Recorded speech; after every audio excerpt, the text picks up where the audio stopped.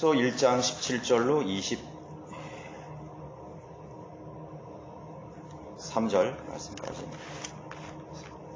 제가 받들어 읽어드렸습니다. 우리 주 예수 그리스도의 하나님 영광의 아버지께서 자기를 아는 지식 안에서 지혜와 계시의 영을 너희에게 주시어 너희의 지성의 눈을 밝히셔서 너희로 하여금 그의 부르심의 소망이 무엇이며 성도들 안에 있는 그의 유업의 영광의 풍성함이 무엇인지 또 그의 강력한 능력의 역사심을 따라 믿는 우리에게 행하신 그의 능력의 지극히 위대하심이 어떤 것인가를 너희로 알게 하시기를 원하노라. 하나님께서 그 능력을 그리스도 안에서 역사하게 하사 그를 죽은 자들로부터 살리셨으며 천상에서 하나님의 오른편에 앉히사 모든 정사와 권세와 능력과 다스림과 이 세상뿐만 아니라 오는 세상에서도 이름 지어진 모든 이름 위에 뛰어나게 하셨으며 또 만물을 그의 발 아래 두시고 그를 만물 위에 머리가 되게 하셔서 교회에게 주셨느니라. 교회는 그의 몸이니 만물 안에 모든 것들을 채우시는 분의 충만이니라. 네, 오늘 말씀의 제목은 그리스도와 교회와 만물의 관계라는 제목으로 강론을 드리겠습니다. 네, 인간이 사는 이 사회는 여러 종류의 그 관계가 형성되어 있습니다. 우리가 가정에서 부모와 자녀의 관계가 있죠. 또 남편과 아내의 그런 관계가 있습니다. 가정 속에서. 또 우리 사회에서 이 주인과 종, 또 상사와 부하, 또 일을 부리는 사람과 그런 일꾼, 그런 관계들이 있죠. 또 친구의 관계 있죠. 행적으로 친구의 관계. 그러한 관계는 하나님과 즉 예수 그리스도와 교회와의 관계를 이해할 때 좋은 그런 예시로서 도움을 주는 것입니다. 이 지상에서 인간이 가지고 있는 형성하는 모든 이해관계는 죽음으로 다 끝납니다. 그러나 하나님과 우리와의 관계는, 그리스도와의 관계는 영원히 지속되는 것이죠. 그러니까 이 지상의 모든 그런 관계들은 영원한 관계를 보여주는 그런 좋은 모델이 될 수 있습니다. 가정이라든가 또 이런 관계들은, 그래서 양과 목자의 관계, 그렇게 성경 많이 그런 걸 통해서 우리가 진리를 알려주지 않습니까? 그 사람은 나와 아무런 관계가 없다고 말할 때는 남이 되는 것이죠. 그 남이라는 것은 아주 아무런 관계가 없는 그런 사이를 말하는 것입니다. 아무 관계가 없다. 무관한 관계다. 이게. 그렇죠.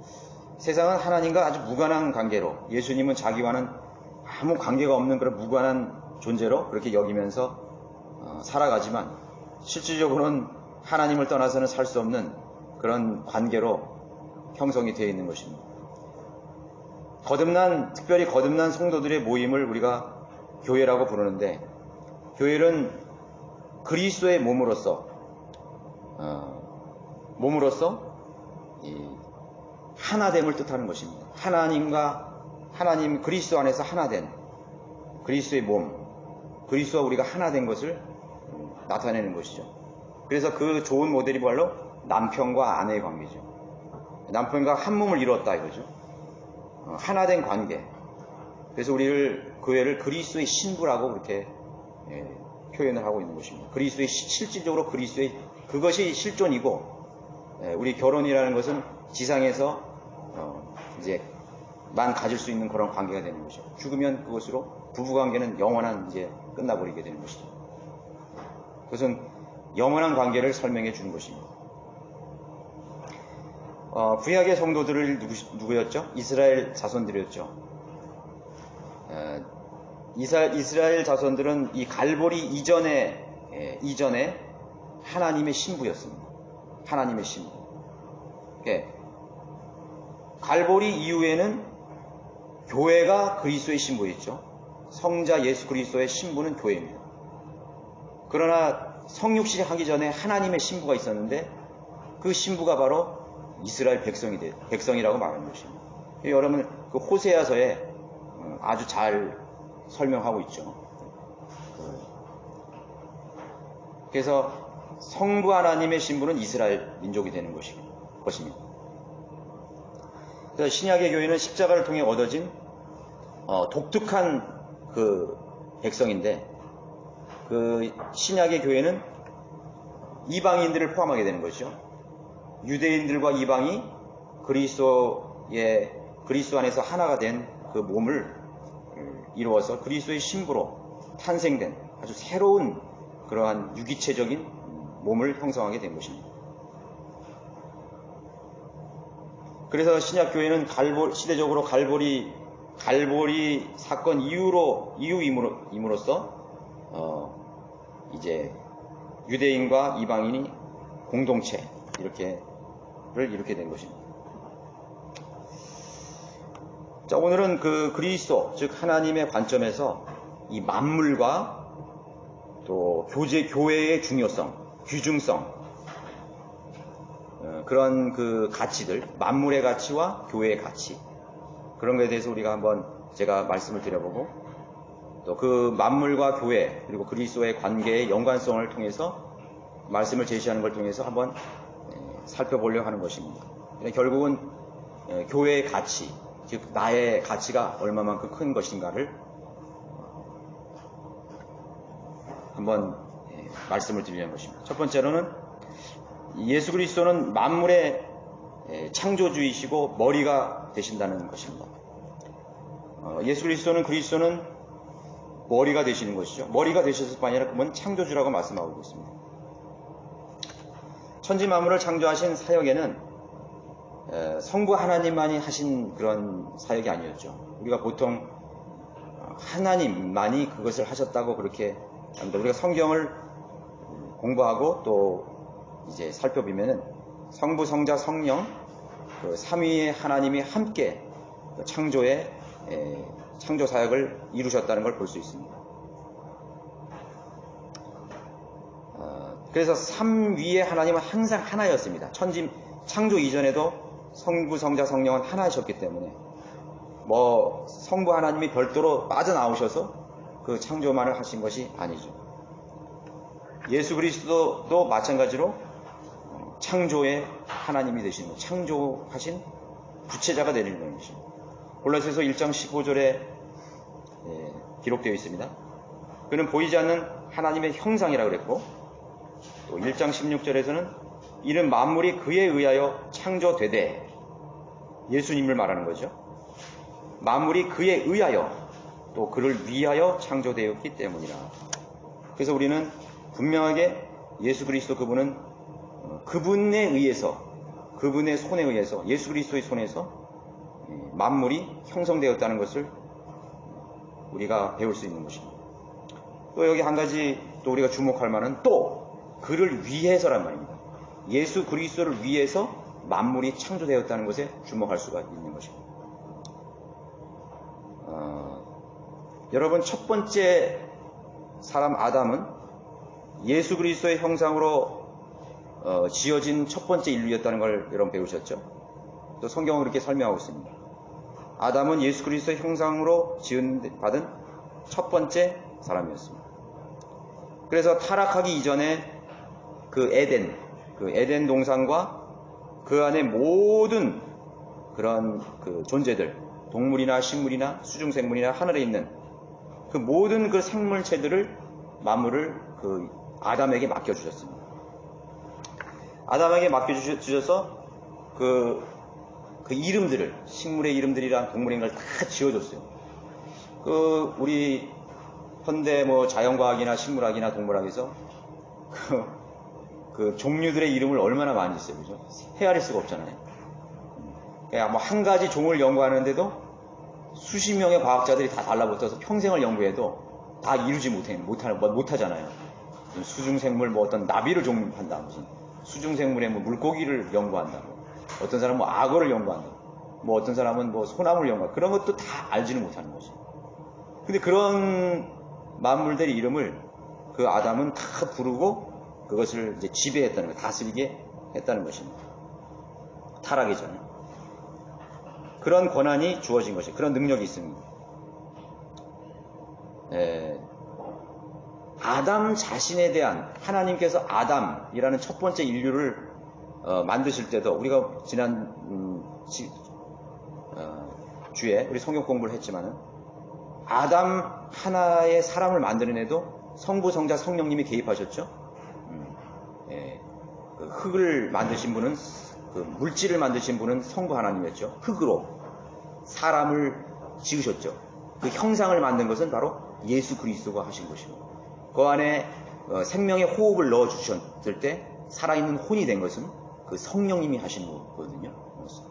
그래서 일어나 생명을 불어넣는 것입니다. 그래서 거기에 아담 그 한 사람을 창조하실 때도 성부, 성자, 성령님이 개입하셨다는 것을 이렇게 볼 수가 있는 것입니다. 그 아담에게 하나님께서는 에덴 동산과 하늘과 땅과 모든 바다에 있는 그 만물을 맡겨주신 것이에요. 그를 위해 산 것이에요. 그래서 아담은 실상 하늘과 땅, 바다의 모든 만물을 선물로 받은 것과 마찬가지예요. 선물로 받아서 누리게 된 것입니다. 즉 아담을 위해서 하나님께서 만물을 창조하셨다는 것이죠. 아담을 위해서. 뭐 코끼리를 목적으로 만들어 수 있겠습니까? 나무들을 그게 최종 목적은 아니잖아요. 그래서 아담을 제일 마지막 날에 만든 거예요. 제일 마지막 날에. 이 6일간의 창조 사역을 보면 너무나 경이롭고 너무나 웅장하고 또 너무나 이 천문학적인 사역이 아니라고 할 수 없는 것입니다. 얼마나 그 창조의 사역이 위대하고 크고 또 그 스케일이 얼마나 그 웅장합니까? 그래서 모든 영적인 존재들, 수많은 정사와 권세와 또 하늘에 있는 천사들이 그 창조의 사역을 바라보면서 그 노래를 불렀습니다. 그 창조의 그 천사들이 하나님의 그 경이로운 그 솜씨로, 오묘한 솜씨로 그 창조의 사역을 하는 광경을 보면서 그 소리를 지르고 또 하나님께 영광을 돌리고 또 그 충격을 받은 거죠, 한마디로. 전도서 1장 5절에도 만물을 지으신 하나님의 일들을 내가 알지 못하느니라. 인간이 그거 어떻게 알겠어요? 그만큼 경이롭다는 것이죠. 만물을 지으신 하나님의 일들을 어떻게 인간이 아는가? 모르는 것이죠. 잠언서 26장 10절에서는 만물을 조성하신 위대하신 하나님. 그러니까 그 만물을 조성하신 그 창조의 사역을 봄으로써 하나님이 얼마만큼 위대하다는 것을 알게 되는 것이죠. 그냥 뭐 단순히 하나님 이런 게 아니라 하나님이 조성하신 그 솜씨로 만드신 그 창조의 사역의 과정이나 그런 걸 보면 너무나 위대한 것이에요. 이건 입으로 형용할 수가 없는 대단한 그런 인간의 상상을 초월하는 것입니다. 그래서 이 시편에는 여러분 시편을 많이 읽어보셨지만 주로 그 하나님께서 행하신 경이로운 그 창조의 일들을 계속 찬양하고 있습니다. 하늘들을 지으시고 땅들을 지으시고 그 안에 있는 모든 만물을 조성하신, 정말 알면 알수록 들어가면 들수록 그 신비와 그 넓이와 그 규모와 그걸 너무나 엄청나기 때문에 이 만물을 조성한 하나님을 찬양하고 있습니다. 그래서 이게 불러보이지 않습니까? 뭐 하늘들아, 뭐 생명체들아, 바다의 물고기들아, 뭐 또 기는 것들아, 뭐 나무들아, 주를 찬양하고 너무나 경이롭기 때문에 찬양하고, 실제로 바다에 있는 그런 생명체, 저도 어제 우리 아이 때문에 서울에 가서 그 수족관을 이제 가봤는데, 뭐 그보다 많이 받았지만 보면 볼수록 그 바다 생명체들의, 수중 생명체들의 그 빛깔들과 그 디자인한 것과 모양도 얼마나 처음 보는 게 너무 많은 거예요. 가면 갈수록 야, 어떻게 이렇게 만드셨을까? 그러니까 보면 볼수록 정말 하나님은 위대하시다. 따라갈 수 없다 이거죠. 인간이 결코 흉내낼 수 없는. 그렇죠? 그렇게 인간의 그 경이로움을 찬양하고 있습니다. 그 6일 동안에 그 창조했던 그런 그 놀라운 그런 경이로운 창조들을 왜 했을까요? 마지막 날 6일째 지음받을 아담을 위해서, 그 아담 한 사람을 위해서 하나님께서는 그 만물을 조성하신 것입니다. 또 그 아담뿐만 아니라 그 아담과 함께할 그의 아내, 그 이브를 위해서 계획이 있었죠. 그래서 하나님께서는 그런 오묘한 솜씨로 그 아름다운 생명들과 수많은 만물들을 그 말씀으로 창조해 나가셨다는 것입니다.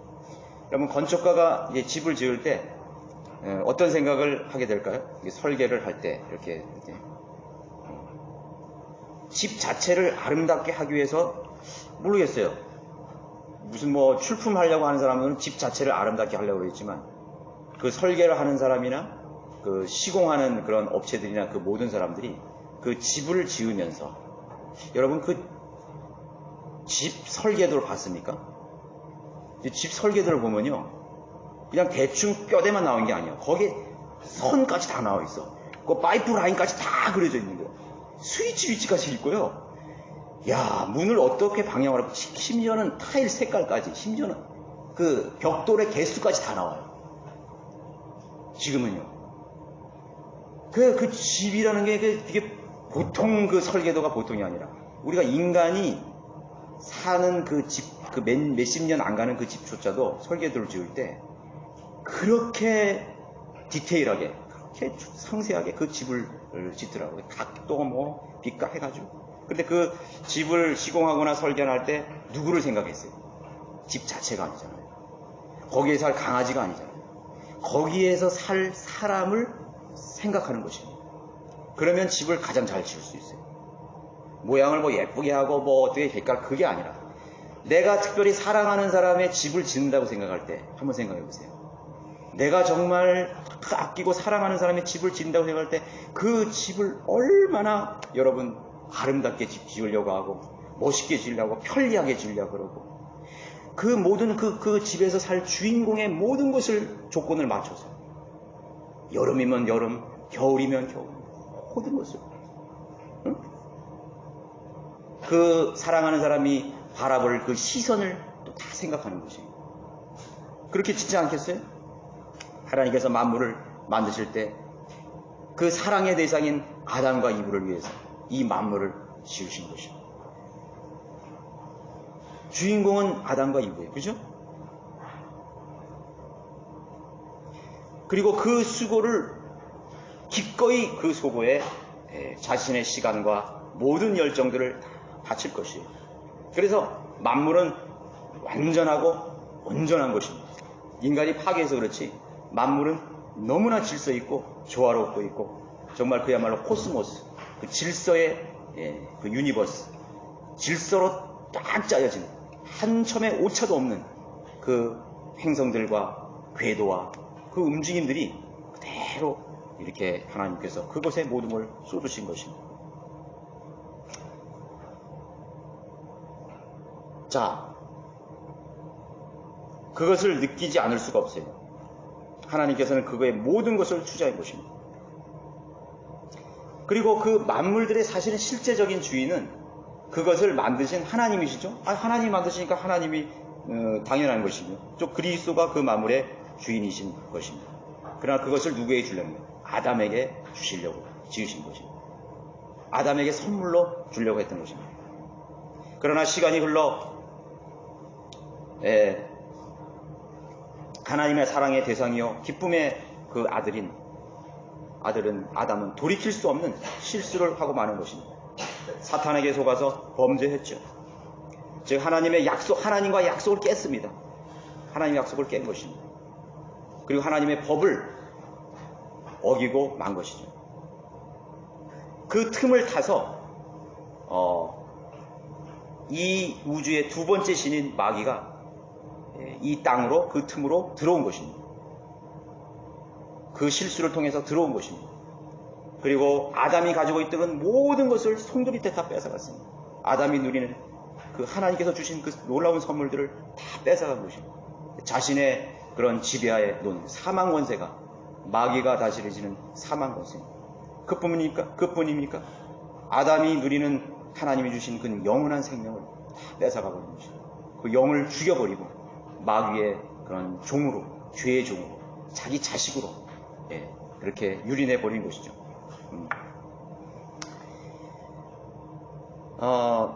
그래서 아담의 모든 후손들은 아담과 같은 이제 운명에 처해진, 죄인으로서의 운명을 처해진 것입니다.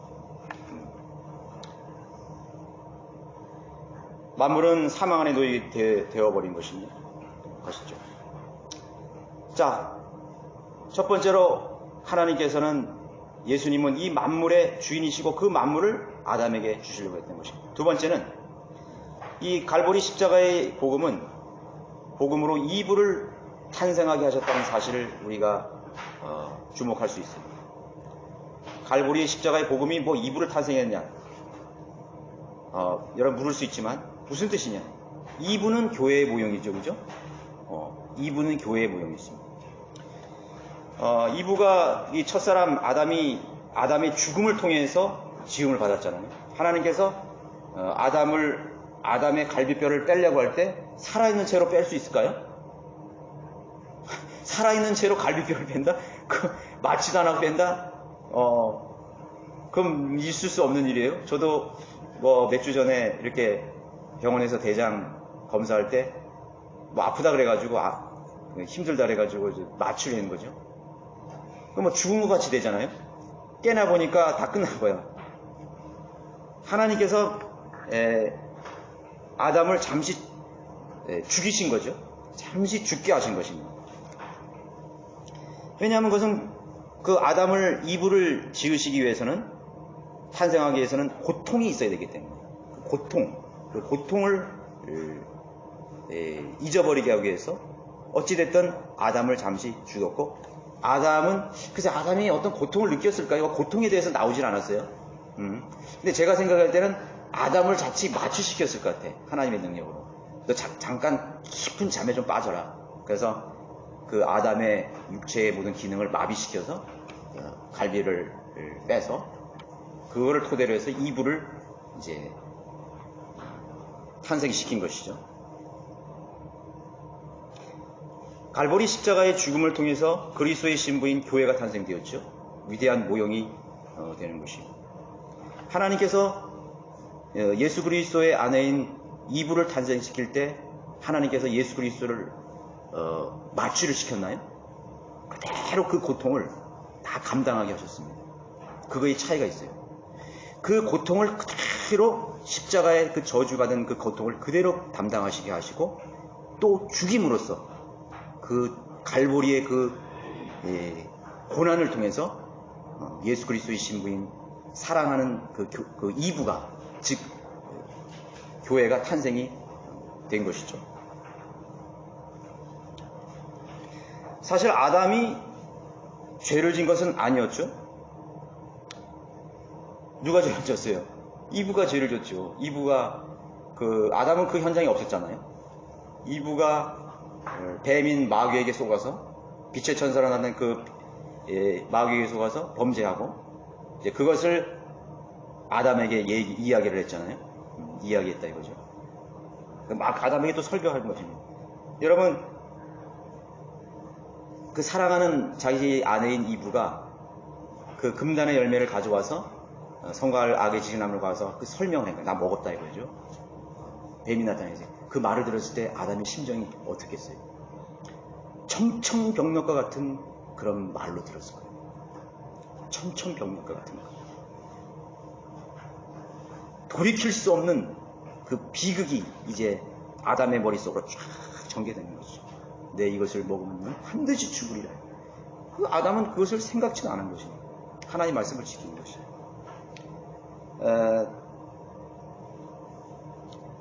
그리고서 아담은 결정을 해야 됐었습니다. 너나 먹고 네가 감당해라. 그거냐? 아니면 그래, 내가 너의 죽음을 나와 함께 나누자. 너의 죽음은 곧 나의 죽음이야. 그래, 내가 따라 죽겠다. 너의 비극을 내가 함께 하자. 그걸 선택해. 어떤 걸 선택했어요? 이브의 운명을 선택한 것입니다. 그래서 먹은 것입니다. 그래서 먹었어요. 거기서 뭐 네가 잘못했니? 뭐 다 엎드려진 걸 거기서 뭐 폭력을 쓰겠어요? 뭘 책망을 하겠어요? 뭘 하겠어요? 다 끝난 얘기예요. 여러분, 끝난 얘기는요 더 이상 얘기 안 하는 게 좋아요. 그죠? 그 얘기해봐야 뭐예요, 그죠? 거기서부터 해결이 문제죠. 해결하는 건 문제죠. 그래서 아담에게도 어떤 책임이 있을 거라고 생각해요. 그것에 하나님께서 금지시킨 그 명령을 좀 내가 이부에게 더 날마다 강조하고 또 상기시키고 또 항상 그거에 대해서 내가 감독하는 자로서 내가 그것에 대해서 적극적으로 간섭을 할 필요가 있었다는 생각을 그런 책임도 있었겠죠.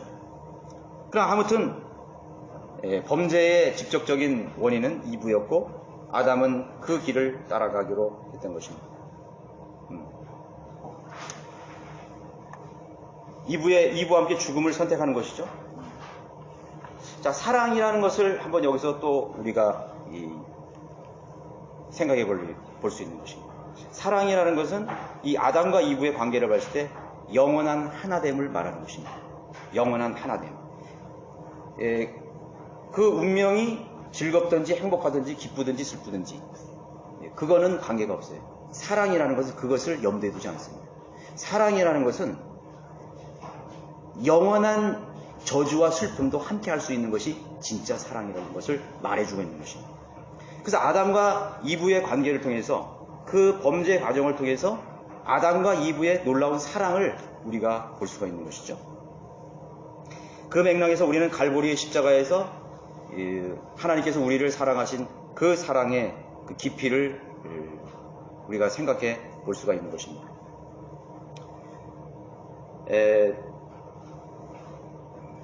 결혼이라는 것, 혼인이라는 것은 하나님께서 정하신 것이죠.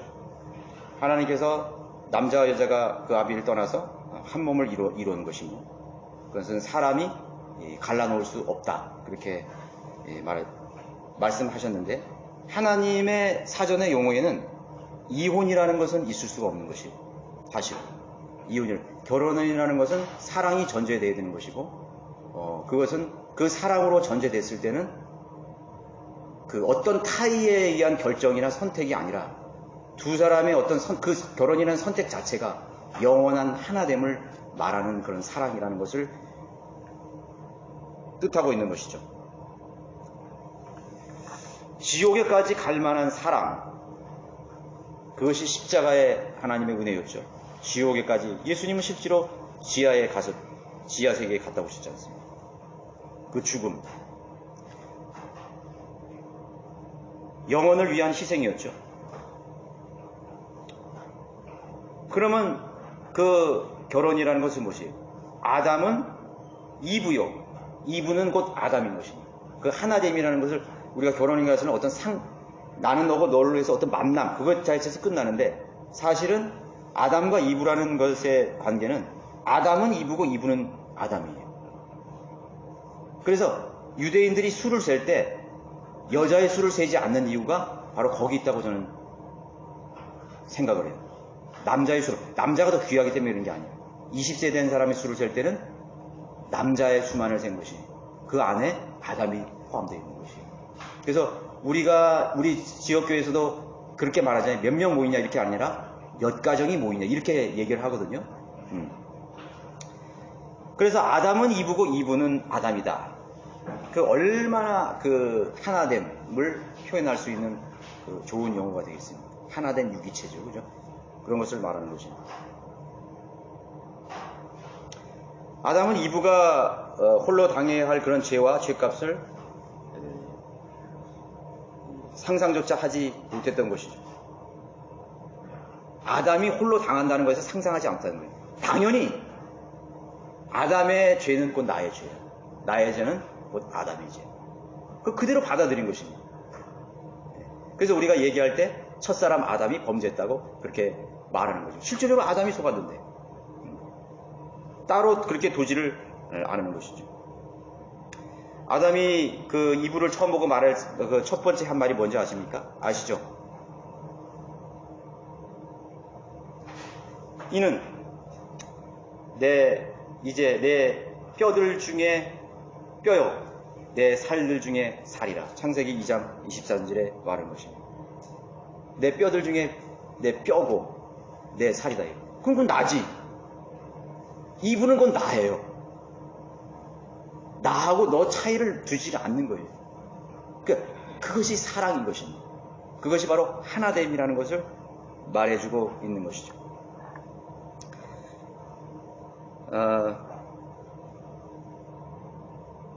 그 영국의 4대 비극 중에 하나가 로미오와 줄리엣 있죠?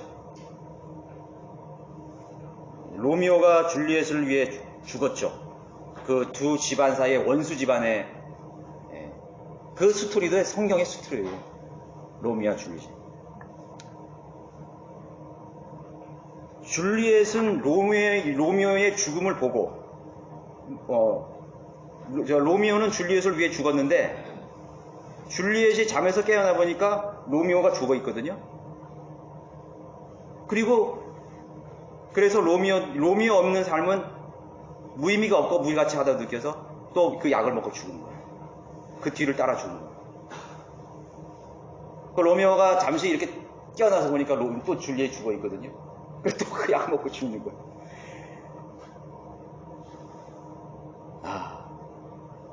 그러나 그 비극 같죠? 그러나 그 사람들의 행복이에요. 내가 누군가를 위해서 죽을 수 있을 만큼 사랑한다는 것은 행복한 사람. 그게 사실 비극이 아니야. 누가 그런 사랑을 할 수 있겠어요? 누가 그 열정적인 사랑을 할 수 있겠어요? 행복한 사람이죠. 사랑할 수 있던 대상이 있다는 건, 죽을 수 있을 만큼 사랑할 수 있던 대상이 있다는 것은, 그리고 그것이 하나가 될 수 있고, 또 그 비극이든 행복이든 내가 영원히 함께 할 수 있다는, 인간은 정신적인 사람, 혼적인 사람이기 때문에 육신은 사실 아무런 그런 별 의미가 없는 것이에요.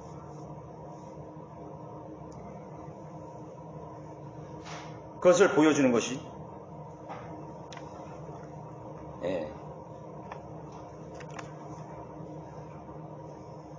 그건 에덴 동산에서 시작된 이야기와 마찬가지입니다. 에덴 동산에 쉬었던 이야기. 그 러브스토리의 주인공의 실제는 누구의 이야기였습니까? 하나님께서 죄인들을 향한 영원한 사랑이 아니었습니까? 있을 수 없는 사랑, 이해할 수 없는 사랑. 그것이 바로 예수 그리스도를 통해서 하나님께서 우리를 사랑한 그 사랑이었던 것이죠. 하나된 사랑. 이스라엘의 역사를 통해서 하나님은 얼마나 이스라엘을 어떻게 보면 짝사랑했습니까? 원사이드 사랑. 일방적인 사랑을 했잖아요. 그 출애굽기 때 봐보세요. 사실요, 이스라엘 백성이 하나님을 섬긴 게 아니에요. 하나님이 이스라엘 백성을 섬긴 거예요. 하나님이 그렇게 헌신적으로 이스라엘을 섬긴 거예요. 뭐 달라 그러면 만나 주시고, 뭐 물 달라면 물 주시고, 뭐 생명 달라면 생명 주시고. 하나님은 별걸 다 하셨던 것이에요.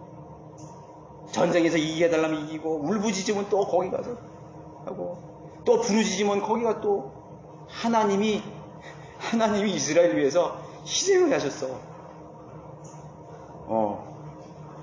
그런 헌신도 없어요. 그런 헌신도 없어요. 사실 하나님께서 그럼 이스라엘 백성들을 죄를 지을 때 죽인 건 누구냐? 마귀가 있잖아요. 마귀는 법대로 하기 때문에요. 하나님과의 관계에서 법을 어긴 건 반드시 죽여요. 사망 권세라는 게 있기 때문에 그 사망 권세에 내어준 거예요. 하나님은 자신의 사랑하는 이부, 여러분 하나님의 신복을 보였어요. 이스라엘 백성이라고 했잖아요. 이스라엘 백성이 심판받을 때요, 피눈물을 흘리셨어요. 하나님은. 그것이 이 선지서에 그대로 나와 있어요. 그것이 예레미야 눈물, 호세아의 눈물. 그렇게 하나님께서는 안 될 것 같은 그 이스라엘을 끝까지 그냥 완전히 이스라엘이 배교하고 완전히 돌아서는 그날까지 하나님을 사랑하고 그 사랑도 잊지를 못하신 거예요. 하나님은 그 첫 번째 사랑을 잊어버리질 않으신 거예요. 4,000년을 기다리시고 그 4,000년의 기간 동안에 그 이스라엘을 구원하신 거예요. 여러분, 요한계시록에 가면 마지막 남은 이스라엘을 어떻게 하는 거예요? 끝까지 지키고 역사의 끝 기점까지 이스라엘 남은 자들을 구출하잖아요. 제가 저는 그 전쟁 영화를 아주 좋아했어요. 그래가지고 요새는 영화를 안 보는데 그 전에 제가 본 영화를 감동 깊게 본 영화 중에 하나가 스필버그 감독의 라이언 일병 구하기라는 그런 전쟁 영화가 있어요. 라이언. 여러분 뭐 보셨는지 모르겠어요. 그 라이언 일병의 그 스토리는 실화는 아니겠죠. 실화는 아닌데 그 영화에서 보여주려고 그러는 메시지가 있어요. 근데 그 거기를 보면 뮬러 그 대위가 그 주인공으로 나오는 장면인데, 그 노르망디 상륙작전을 이래서 이제 그 나치 독일에 의해서 점령된 그 유럽을 되찾기 위해서 노르망디 상륙작전을 감행하잖아요. 노르망디 상륙작전이 이제 성공을 해서 이제 유엔군이나 영국군이라든가 미군들이 이렇게 프랑스, 벨기에, 네덜란드를 침투해서 이제 그 독일군을 몰아내는 그런 아주 그 마지막 그 비참한 그 전쟁의 현장의 상황이었어요. 그런데 한 특공대, 그 뮬러 대위가 이끄는 그 특공대 그 작은 부대에 특명이 떨어진 것이에요. 그 미국 그 사령관에서 직접 날라오는 거예요. 라이언이라는 그 일병을 구해오라 이거죠. 그래서 그 부대원들이 이상하게 생겨는 거야. 아니 도대체 라이언 일병이 어떤 놈인데 말이야? 지금 우리 이 작전 뭐 거기에 고지를 탈환하다든가 뭐 인지를 구출해낸다든가 뭐 그것도 뭐 장교나 뭐 이런 좀 중직에 있는 인지를 구해내면 그건 또 이해가 가잖아요. 그 일병이라는 것은 여러분 군대에서 일병은 왜 소모품이에요. 소모품 그 없어도 되는 거야. 그까지 일병. 그런데 이 라이언 일병을 구해오라는 것이요. 근데 거기 보면은 이제 뭐 그 부모가 이제 자식이 아들이 넷이 있었는데 2차 대전 때 뭐 태평양전에서 다 죽었는데 그 한 아들이 이제 남겨진 것이죠. 근데 뭐 제가 기억을 잘 못하겠어요. 뭐 편지를 써서 내 아들을 이제 좀 이렇게 구해달라는 그 대통령인지 뭐 하여튼 편지를 써서 그것이 이제 받아들여져서 이제 명령이 하달된 것이죠. 근데 뭐 그 라이병 일병 한 구하기 위해서 그 격정지에서 얼마나 많은 그 특공대원들이 무슨 그 특공대원들은 라이병 일병보다 못해서 거기서 죽는 거예요. 거기서 계속 죽어가는 거야. 도대체 막 불평하는 거야. 라이병 일병이 이 도대체 누군지 계속 막 물어보고 또 막 죽어가고 막 전투가 벌어지는 거지. 그 라이언 일병을 거의 다 희생돼. 아마 그 주인공 그 밀러 데이도 거기서 죽는 걸로 제가 알고 있어요. 거의 다 전멸을 당하고 그 라이언 일병을 구해내는 그런 장면인 거죠. 거기서 이제 시사하는 그 메시지가 있어요. 라이언 일병 한 사람은 곧 유나이티드 스테이트다. 라이언 일병 한 사람의 목숨은 곧 미국이다. 이 메시지가 전해지는 것이에요. 미국은 라이언 일병이고 라이언 일병은 미국이라는 것이에요. 지금도요, 미국 군대는 그 시라이 부대는 실하이라는 부대 있어요. 저기 그 하와이에 주둔한 그 유해를 발견하는 특수부대인데, 그 특수부대는 지금까지 뭐 2차 대전이라든가 베트남전, 한국전쟁에 있는 그 신원미상으로 죽어간, 전 세계 도처에서 전쟁을 수행하다 죽어간 한 명의 시신이라도 마지막까지 그 시신을 찾아내는 것이에요. 그래서 그 시라이 부대의 그 모토는 당신은 결코 잊혀지지 않았습니다라는 모토예요. 당신은 결코 우리나라는요, 지금 국군포로도 안 데려와요. 여기 우리나라에서 전향수, 북한으로 가려고 하는 그 전향수들하고 바꾸면 될 텐데, 그것도 안 바꾸는 거예요. 그 비교를 해보세요. 그래서 미국의 군인들에 대한 것은 굉장히 자부심이 있는 것이에요. 환영해주고, 심지어는 비행기 이렇게 벼가 없으면 특석에까지 이렇게 내주는 그러한 그 나라인 것이에요. 그러니까 그 군인들이 얼마나 애국심이 크고 또 용감하게 싸우겠습니까? 그렇죠? 그러니까 한 사람의 가치를 그렇게 소중하게 다는 거예요. 지금 뭐 미국은 그런 가치들을 자꾸 잃어가기도 하죠. 뭐 이렇게 잃어가지만 그래도 아직은 미국 시민이냐 그러면 어떻게든지 그 사람을 이제 구출하고 건져내는 거죠. 저는 아주 그 감동적으로 봤어요. 감동적으로 봤어요. 라이언 일병은 곧 미국이다. 그게 바로 사랑 아니겠어요? 한 국민에 대한 그런 사랑, 애정, 그렇죠? 하나님께서 이스라엘 민족들을 사랑하실 때 이스라엘 민족 구하기, 그런 제목을 붙여도 될 것 같아요. 하나님께서 갈보리 십자가를 통해서 우리를 하나님 보여주신 것은 이 땅에 있는 어떤 죄인이라도 마지막까지 건져내는 거예요. 마지막 한 죄인을 살리기 위해. 그래서 우리는 투쟁하는 것이에요. 그 하나님의 마음을 아는 사람은 구령자가 되고 복음을 전하는 사람이 되는 것이에요. 하나님의 마음을 가지는 것이에요. 하나님의 사랑이 우리 안에 거기 있는 것이죠. 어떤 기도보다도 더 주중한 것은 한 명의 혼이 생명을 얻는 것이에요. 구출되는 거예요. 구원받는 것이에요. 그것을 보여주세요. 왜? 나 같은 죄인들도 하나님께서 끝까지 사랑해 주셔서 하나님께서 나를 포기하지 않으시고 끝까지. 아니, 내가 누군데? 여러분, 내가 얼마나 많은 가치가 있어요? 내가 그런 많은 가치를 받을 만한 자격이 있어요? 라이언 일병이 그런 많은 그렇게 많은 희생을 치를 만한 그런 가치가 있어요? 실제는 아니잖아요. 나는 잊혀진 사람이야. 죽으면 끝이에요. 누가 나를 기억해 주겠어요? 여러분, 할아버지 이름 아세요? 중조 할머니 이름 아세요? 다 가족들도 다 잊혀지는 거예요.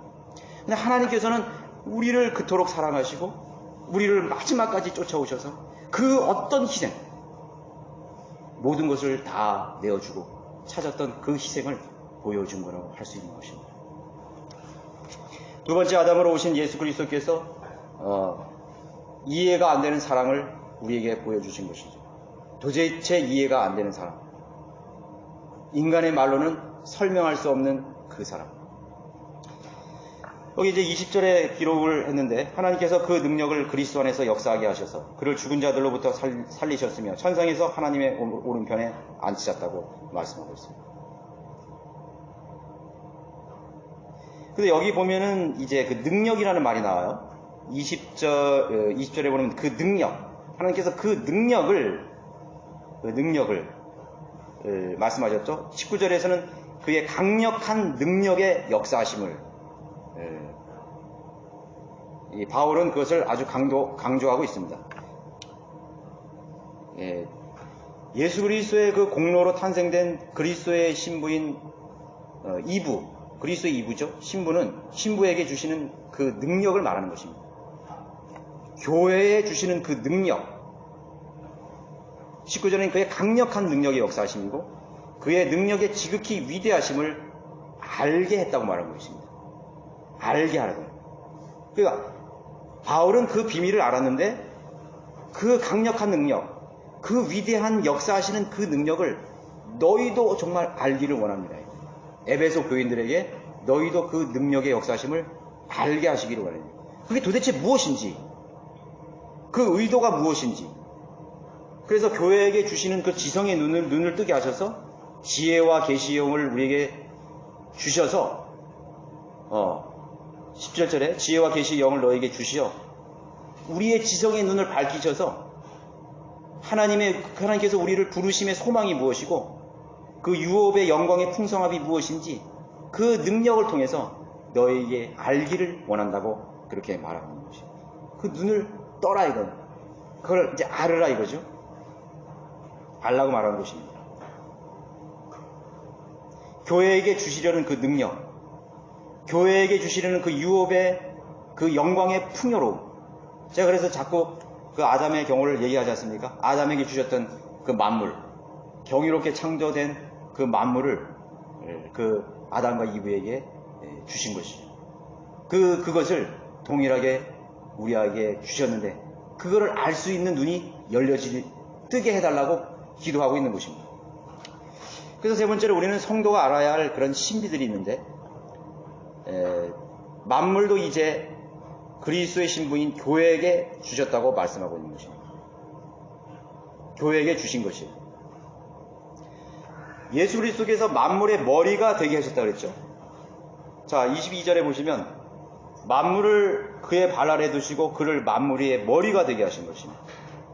그러니까 예수 그리스도 없이 예수 그리스도에 의하여 예수 그리스도를 위해서 그 주신 그 만물은 예수 그리스도께서 머리가 되신 것입니다. 머리가 되셨다고 말씀하고 있습니다. 동시에 교회의 머리가 바로 예수 그리스도가 되신 것입니다. 그러면 자연히 뭡니까? 만물은 교회 안으로 들어오는 것입니다.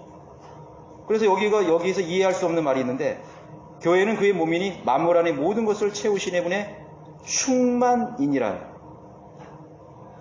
그러니까 만물을 온전하게 지으시고 만물을 가장 완벽하게 지으신 그분의 몸이 바로 그리스도의 몸이 되었다고 말씀하고 계신 것입니다. 만물을 충만케 하시는 분의 몸이 교회의 머리가 되게 했다고 말씀하고 있는 것입니다. 자연히 만물은 성도들이 누릴 영광스러운 유업이 되는 것이죠. 우리를 위해서 마련해 놓은 것이에요. 그래서 만물을 하나님께서 새하늘과 새 땅을 하나님께서 지으셨다는 것은 만물을 다시 회복하는 것이죠. 마귀에게 넘어갔던 만물을 다시 회복시키시고 우리 신부인 교회에게 그 만물을 유업으로 주시는 것입니다. 천년왕국의 그 유업도 유대인들에게 주시지만 그보다 더 뛰어난 영광을 우리에게 주시는 새 예루살렘과 함께 만물을 우리에게 주신다는 것이 상상이 안 가지죠. 여러분들이 아까 제가 말씀하신 이런 세상의 관계들이나 스토리나 그 모든 것들은 하나님께서 우리에게 주시려는 그런 모든 엄청난 유업들과 그 관계들을 설명해 주는 것입니다. 그래서 그것을 생각을 해야 되는 것입니다. 메디테이션, 우리가 그것을 묵상을 해야 되는 것입니다. 하나님의 사랑이 얼마만큼 큰 것이냐, 하나님이 우리에게 주시려는 그 선물이 아낌없이 주시려고 하는 그 놀라운 그런 능력이 무엇이냐, 사람들이 그것을 구하지를 않고 있다는 것입니다. 하나님을 사랑하는 자에게 주시는 예비된 것들을 누릴 수 있는 지성의 눈이 띄어야 되는데 띄어지지를 않는 것이죠. 그래서 맨날 한번 보는 거면 현상적인 것만 생각해요. 먹고 마시고 왜 안 주셔? 하나님이 여러분들 얼마나 섬겨왔는데요. 하나님께서 여러분들을 위해서 얼마나 많은 것들을 우리 주시고 인류에게 얼마나 많은 걸 주시고 계신 건데요. 지금 수많은 75보 인구들을 하나님 끝까지 기회를 주시고 그들에게 얼마나 많은 그런 하나님 희생을 치르고 있는 것인데 예수 그리스도를 통해서 모른다고요. 사람이 모르죠. 눈이 열려지지 않으면 뜻을 알 수가 없는 것입니다. 만물보다 귀하신 주님께서 교회가 되시고 하나된 몸으로 우리를 새롭게 탄생시켰다는 사실을 알아야 됩니다. 교회는 곧 그리스도입니다. 그리스도인은 곧 교회인 것입니다. 여러분들의 위상이 얼마나 가치 있고 소중하고 귀한 존재인지를 알으라는 것입니다. 우리가 누구였는데 도대체 하나님이 그 희생을 치렀다는 것이에요. 많은 사람을 불평할 거예요. 하나님 도대체 우리가 누군데요? 왜 그를 위해서, 그 죄인들을 위해서 그토록 많은 희생을 치르십니까? 99마리의 양을 두고 한 마리 잃어버린 양. 여러분들이 만약에 여러분들 자녀가 있으시잖아요. 만약에 저가 세 명의 자녀가 있는데 한 아들을 내가 잊어버렸다고 생각하세요. 아니 2명 남아있는데 1명 그냥 단념해. 그렇게 할 것 같아요? 저는 그렇게 할 것 같지 않아요. 사랑이라는 것은 3명이 있다고 해서 3분의 1로 나눠지는 게 아니에요. 첫 번째 아들은 내 사랑의 완벽한 내 대상이에요. 두 번째 아들도 내 사랑의 완벽한 대상이에요. 마지막 막내도 사랑의 완벽한 대상이에요. 그 자녀가 무엇을 하든지 어떻게 살든지 상관이 없어. 5명의 아들이 있다면 하나 없으니까 5분의 1이에요? 아이고 더님이 아니에요. 죽을 때까지 잊지 못하는 거예요. 죽을 때까지 보고 싶어하고 죽을 때까지 만나고 싶어하고 그게 바로 사랑하는 것이죠. 70억의 인구? 아유 하나님이 두리뭉실하고 어떤 사람이 그런 거예요. 하나님이 죄인들을 사랑했어서 그 중에 나 한 명인데 절대로 그렇지 않아요. 보여주잖아요. 여러분 가족의 관계를 통해서 보여주잖아요. 여러분 결혼할 때 어떻게 했어요? 너 아니면 나 죽어 이랬잖아요. 너 아니면 나 죽어. 75개 반인 남자인데 너 아니면 내가 죽어 이렇게 했잖아요. 그게 잠깐일지라도 우리 다 지나갔지만 그런 시절이 있었잖아요. 하나님은 그렇게 우리를 사랑하시는 것입니다. 우리에게 무엇이들 못 주겠어요. 우리를 위해 집을 지어주시고 너희를 위해서 내가 먼저 가서 너희 처소를 예비한다. 어떻게 우리 처소를 예비하시겠어요? 자기 몸을 모든 것을 다 준 대상에게 그 교회를 위해서 우리의 집을 천상에 지을 때 어떻게 짓겠어요? 상상할 수 없죠. 우리를 위해서 준비하신 새 하늘과 새 땅을 어떻게 하나님께서 조성하시고 또 만드시겠어요? 어떻게 만드시겠어요? 너는 곧 나야, 나는 곧 너고, 내가 너 안에, 너가 내 안에 있어. 그것이 바로 하나님과 교회, 그리스도와 교회의 관계라고 말씀하고 있는 것입니다. 만물보다 더 귀하시죠? 우리는 그걸 알아야 돼요. 어떤 사람은 만물이 더 중요하죠. 그 사람들은 그 선물에 더 관심이 있는 거예요. 나무가 좋고 집이 좋고 그러게 도와줘요. 아니에요. 우리는 여전히 예수 그리스도를 바라봐야 됩니다. 예수 그리스도를 사랑의 열정을 가지고 주님을 사랑해야 됩니다. 여러분, 우리 성도들이 가장 몸부림을 쳐야 될 기도 제목이 뭔지 아세요? 하나님을 향한 첫사랑을 회복하는 것이에요. 하나님을 위한 진정한 사랑을 회복하는 것이 우리 교회의 가장 급선무예요. 사랑 잊어버리면요, 다 끝난 거예요. 사랑 없이 사역하고, 사랑 없이 뭘 하고, 사랑 없이 교회 세우고, 사랑 없이 사람 모임, 무슨 소용이 있겠어요? 또 바울이 그걸 말했네요. 그것을 발견한 거예요. 사랑이 없으면 아무것도 안 돼요. 요한 사도도 마찬가지예요. 내가 너에게 새 계명을 주니 서로 또 사랑하라. 그것을 말씀한 것입니다. 그것이 교회와 우리와의 관계인 것입니다. 교회의 위상과 가치관, 만물보다 더 귀하다는 뜻을 이해할 수 있어야 되는 것입니다. 한 혼의 가치, 한 영혼의 가치가 바로 저와 같은 교회 같은 관계 속에서 설명되고 납득이 되어줘야 되는 것입니다. 납득이 되어줘야 되는 것입니다. 자, 결론적으로